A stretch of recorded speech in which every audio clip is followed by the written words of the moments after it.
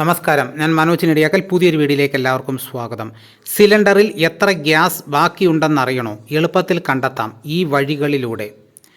പശ്ചിമേഷ്യയിൽ നടക്കുന്ന യുദ്ധസമാന സാഹചര്യങ്ങൾ ഇന്ത്യയിൽ വലിയ പാചകവാതക പ്രതിസന്ധിയാണ് ഉണ്ടാക്കിയിരിക്കുന്നത്. വാണിജ്യ ആവശ്യത്തിനും ഗാർഹിക ആവശ്യത്തിനും ഗ്യാസ് സിലിണ്ടർ കിട്ടാനില്ലാത്ത അവസ്ഥയാണ്. ഗ്യാസ് കരുതി ഉപയോഗിച്ചില്ലെങ്കിൽ പണി കിട്ടുമെന്ന് ഉറപ്പാണ്.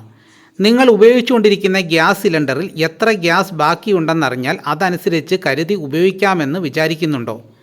LPG സിലിണ്ടറുകൾ കനത്ത സുരക്ഷാ മാർഗനിർദ്ദേശങ്ങളാൽ നിർമ്മിക്കപ്പെട്ടവയാണ്. അതുകൊണ്ട് തന്നെ ഗ്യാസ് തീർന്നു കഴിയുമ്പോൾ മാത്രമാണ് അക്കാര്യം നമ്മൾ അറിയുക.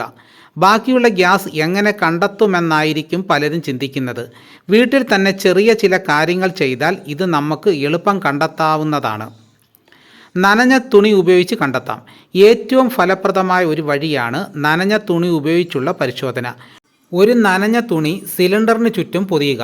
അപ്പോൾ സിലിണ്ടറിൻ്റെ ഉപരിതലം നനഞ്ഞിരിക്കും. ശേഷം തുണി നീക്കം ചെയ്യുക. കുറച്ച് സെക്കൻഡുകൾക്കകം തന്നെ നമുക്ക് എത്ര ഭാഗത്ത് ഗ്യാസ് ഉണ്ടെന്ന് കണ്ടെത്താം. അതായത് ഗ്യാസ് ഉള്ള ഭാഗത്ത് ഈർപ്പമുണ്ടാകും, ഇല്ലാത്ത ഭാഗത്ത് പെട്ടെന്ന് തന്നെ ഈർപ്പം വറ്റിയിട്ടുണ്ടാകും. പിന്നെ അടുത്ത മാർഗം എന്ന് പറഞ്ഞാൽ ഭാരം ഉപയോഗിച്ച് കണ്ടെത്താം. സിലിണ്ടറിൻ്റെ ആകെ ഭാരത്തിൽ നിന്ന് അതിൽ രേഖപ്പെടുത്തിയിട്ടുള്ള ഒഴിഞ്ഞ ഭാരം കുറച്ചും ഗ്യാസിൻ്റെ അളവ് കണ്ടെത്താവുന്നതാണ്. പിന്നെ അടുത്ത മാർഗം എന്ന് പറഞ്ഞാൽ തീജ്വാലയുടെ നിറം നോക്കി നമുക്ക് ഗ്യാസ് എത്രയുണ്ടെന്ന് കണ്ടുപിടിക്കാം. അതെങ്ങനെയാണെന്ന് പറയാം.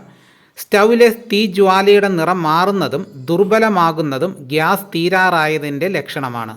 ശക്തമായ നീല നിറത്തിലുള്ള തീജ്വാലയാണെങ്കിൽ നിങ്ങളുടെ സിലിണ്ടറിൽ ഗ്യാസ് അത്യാവശ്യം അവശേഷിക്കുന്നതായും, അതേസമയം ഓറഞ്ച്, മഞ്ഞ, ചുവപ്പ് പോലുള്ള നിറങ്ങളാണെങ്കിൽ ഗ്യാസ് തീരാറായി എന്നും സൂചിപ്പിക്കുന്നു.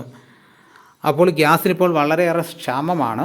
ഞാൻ പറഞ്ഞ കാര്യങ്ങൾ ശ്രദ്ധിച്ചില്ലെങ്കിൽ ഗ്യാസ് തീർന്നു കഴിയുമ്പോഴായിരിക്കും അറിയുന്നത് തീർന്നു പോയല്ലോ എന്ന്.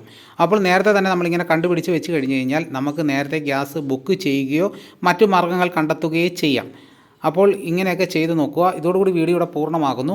എല്ലാവരും ഒന്ന് ലൈക്ക് ചെയ്ത് സപ്പോർട്ട് ചെയ്യണം. ആദ്യമായിട്ടാണ് ഈ ചാനൽ കാണുന്നതെങ്കിൽ സബ്സ്ക്രൈബ് ചെയ്യാൻ മറക്കരുത്. നിങ്ങളുടെ അഭിപ്രായങ്ങൾ കമൻറ്റായിട്ട് രേഖപ്പെടുത്തണം. ഈ വീഡിയോ എല്ലാവർക്കും ഒന്ന് ഷെയർ ചെയ്ത് കൊടുക്കണം. മറ്റൊരു വീഡിയോയുമായിട്ട് ഉടനെ എത്താം. എല്ലാവർക്കും എൻ്റെ നന്ദി.